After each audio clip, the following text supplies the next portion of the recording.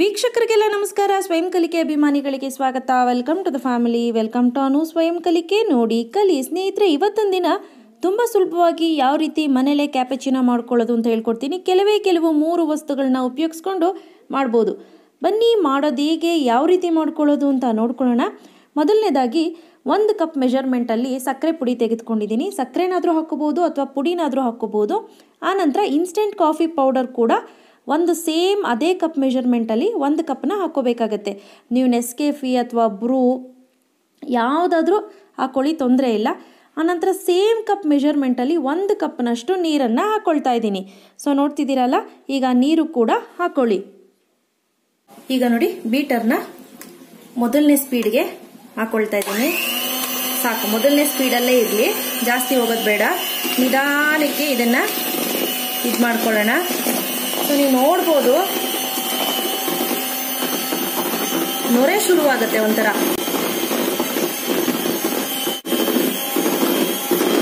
Okay ಸ್ನೇಹಿತರೆ, ನೀವು ನೋಡ್ತಾ ಇರ್ಬೋದು, ಇಲ್ಲಿ ನಾನು ಜಸ್ಟ್ 1 ನಿಮಿಷಗಳ ಕಾಲ ಮೀಡಿಯಂ ಅಂದ್ರೆ ಮೊದಲನೇ ಪಾಯಿಂಟ್ ಇಟ್ಕೊಂಡು ಮಾಡಿದ್ದೀನಿ. ಈಗ ನಾನು 4ನೇ ಪಾಯಿಂಟ್ ಇಟ್ಕೊಂಡು ಹೈ ಸ್ಪೀಡಲ್ಲಿ ಮಾಡ್ತೀನಿ. ಸೊ ಈಗ ಹೆಂಗ್ ಬರುತ್ತೆ ನೋಡಿ, ಫ್ಲಫಿನೆಸ್, ಕಲರ್ ಕೂಡ ಚೇಂಜ್ ಆಗ್ಬಿಡುತ್ತಿದ್ದು. ಈಗ ನೋಡಿ, ನೋಡ್ತಿದ್ದಾಗೆ ಯಾವ ರೀತಿ ಆ ಕಲರ್ ಚೇಂಜ್ ಆಗುತ್ತೆ ಅಂತ. ಈ ಕಾಫಿ ಡೇನಲ್ಲಿ ಕ್ಯಾಪೆಚಿನೋ ಕೊಡಿ ಅಂತ ಕೇಳಿದ್ರೆ ಯಾವ ರೀತಿ ಇರುತ್ತೋ ಅದೇ ರೀತಿ ಇರುತ್ತೆ. ಬಟ್ ನಿಮ್ಗೆ ಇನ್ನೂ ಎಕ್ಸ್ಟ್ರಾ ಟೇಸ್ಟ್ ಬೇಕು ಅಂತ ಅಂದರೆ ಸ್ವಲ್ಪ ಕ್ರೀಮ್ ಕೂಡ ಹಾಕೋಬೋದು. ನೋಡಿ, ಕಲರ್ ಗೊತ್ತಾಗ್ತಿದೆ ಅಲ್ಲ. ಸೊ ನಿಮಗೆ ಇದಾಗಿದೆಯೋ ಇಲ್ವೋ ಅಂತ ಯಾವ ರೀತಿ ಗೊತ್ತಾಗುತ್ತಪ್ಪ ಅಂತ ಅಂದರೆ, ನೋಡಿ ಈಗ ಆಫ್ ಮಾಡಿಬಿಟ್ಟು ನಾನು ತೋರಿಸ್ತೀನಿ. ನೋಡಿ, ಈ ರೀತಿ ಎತ್ತಿದ್ರೆ ಅದು ಬೆಟ್ಟದ ಥರ ಸ್ಟ್ರೈಟಾಗಿ ನಿಂತ್ಕೋಬೇಕು. ಮೌಂಟೇನ್ ಥರ, ಬೆಟ್ಟದ ಥರ, ಕಡ್ಡಿ ಥರ ನಿಂತಬೇಕು. ನಿಂತಿದೆ ಅಂತ ಅಂದರೆ ಇದು ರೈಟ್ ಕನ್ಸಿಸ್ಟೆನ್ಸಿ ಅಂತ. ಬಟ್ ಈಗ ನೋಡಿ, ಇನ್ನೂ ನಿಂತಿಲ್ಲ. ಸೊ ಈಗೇನು ಮಾಡ್ತೀನಿ, ಮತ್ತೆ ಶುರು ಮಾಡಿಕೊಂಡು ಬ್ಲೆಂಡ್ ಮಾಡ್ಕೊಳ್ಳೋಣ. 100 ರೂಪಾಯಿ ಕೊಟ್ಟು ಹೊರಗಡೆ ಕುಡಿಯೋದಕ್ಕಿಂತ ಮನೇಲೇ ಮಾಡ್ಕೊಂಡು ಕುಡೀರಿ. ವಾರಕ್ಕೊಂದಿನ ಸಖತ್ತಾಗಿರುತ್ತೆ. ಎಸ್, ಈಗ ನೀವು ನೋಡ್ಬೋದು ಪೀಕ್ ಕನ್ಸಿಸ್ಟೆನ್ಸಿ ಇದೆ, ಕಾಣಿಸ್ತಿದೆ ಅಲ್ಲ. ಈ ರೀತಿ ಇದೆ ಅಂತ ಅಂದಾಗ ಓಕೆ, ರೈಟ್. ಈಗ ಇದನ್ನ ತೆಕ್ಕೊಂಡು ರೆಡಿ ಮಾಡಿ ಇಟ್ಕೊಳ್ಳೋಣ.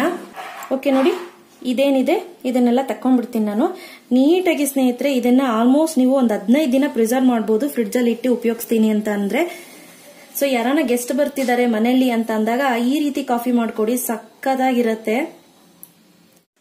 ಈಗ ನೋಡಿ, ಒಂದು ಖಾಲಿ ಎಂಪ್ಟಿ ಕಂಟೈನರ್, ಅದರಲ್ಲೂ ಏರ್ ಟೈಟ್ ಕಂಟೈನರ್, ಗಾಳಿ ಆಡದೇ ಇರುವಂತಹ ಒಂದು ಬಾಕ್ಸ್ಗೆ ನಾನು ಇದನ್ನೆಲ್ಲ ಟ್ರಾನ್ಸ್ಫರ್ ಮಾಡಿ ನೀಟಾಗಿ ಎತ್ತಿಟ್ಕೊಳ್ತೀನಿ. ನಾನು ಹೇಳ್ದಾಗೆ 15 ದಿನಗಳ ಕಾಲ ಧಾರಾಳವಾಗಿ ಯೂಸ್ ಮಾಡ್ಬೋದು.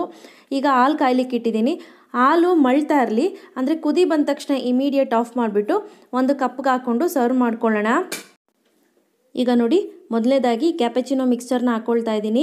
ಸೊ ಸಕ್ಕರೆ ನಿಮಗೆ ಬೇಕು ಅಂದರೆ ಇನ್ನೊಂದು ಸ್ವಲ್ಪ ಜಾಸ್ತಿ ಹಾಕೋಬೋದು ನಾ ಹೇಳ್ದಾಗೆ.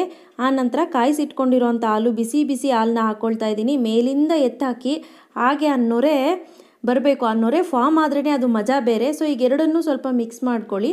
ಆ ನಂತರ ಸ್ನೇಹಿತರೆ, ಇನ್ನೊಂದು ಸ್ವಲ್ಪ ಎಕ್ಸ್ಟ್ರಾ ಕ್ರೀಮಿ ಟೆಕ್ಸ್ಚರ್ಗೋಸ್ಕರ ಸ್ವಲ್ಪ ಕ್ಯಾಪೆಚಿನೋನ ಹಾಕ್ಕೊಳ್ತಾ ಇದ್ದೀನಿ ಮೇಲ್ಗಡೆ. ಸೊ ಇನ್ನೊಂದು ಸ್ವಲ್ಪ ಹಾಕ್ಕೊಳ್ತೀನಿ, ನಾನು 2 ಸ್ಪೂನಷ್ಟು ಹಾಕ್ಕೊಳ್ತೀನಿ. ಸೊ ಈಗ ನೋಡಿ, ಈಗ ಒಂದೊಳ್ಳೆ ಮಿಕ್ಸ್ ಕೊಡ್ತಾ ನೀಟಾಗಿ ಬ್ಲೆಂಡ್ ಮಾಡ್ಕೊಳ್ಳೋಣ. ಸೊ ಈಗ ಮಧ್ಯದಲ್ಲಿ ನಾನು ಕ್ರೀಮ್ ಹಾಕ್ಕೊಂಡೆ, ಒಳಗಡೆ ಹೋಗ್ತಾ ಇದೆ. ನೀವು ನೋಡ್ತಾ ಇರ್ಬೋದು ಯಾವ ರೀತಿ ಕ್ರೀಮಿ ಟೆಕ್ಸ್ಚರ್ ಇದೆ ಅಂತ. ಕುಡಿತಾ ಇದ್ರೆ ಆಹಾ, ಬಾಯಲ್ಲಿ ನೀರು ಬರ್ತಿದೆ ನನಗೆ. ಸೊ ನಾನೀಗ ಫಸ್ಟ್ ಟ್ರೈ ಮಾಡಬೇಕು. ಸೊ ನೋಡಿ ಯಾವ ರೀತಿ ಕ್ರೀಮಿ ಕನ್ಸಿಸ್ಟೆನ್ಸಿ ಇದೆ, ಗೊತ್ತಾಗ್ತಿದೆ ಅಲ್ಲ. ನೀವು ಒಂದು ಸತಿ ಈ ಕಾಫಿಗೆ ಅಡಿಕ್ಟ್ ಆಗಿಬಿಟ್ರೆ ನೀವು ಬೇರೆ ನಾರ್ಮಲ್ ಫಿಲ್ಟರ್ ಕಾಫಿ ಕೇಳೋದೇ ಇಲ್ಲ, ಅಷ್ಟು ಚೆನ್ನಾಗಿರುತ್ತೆ.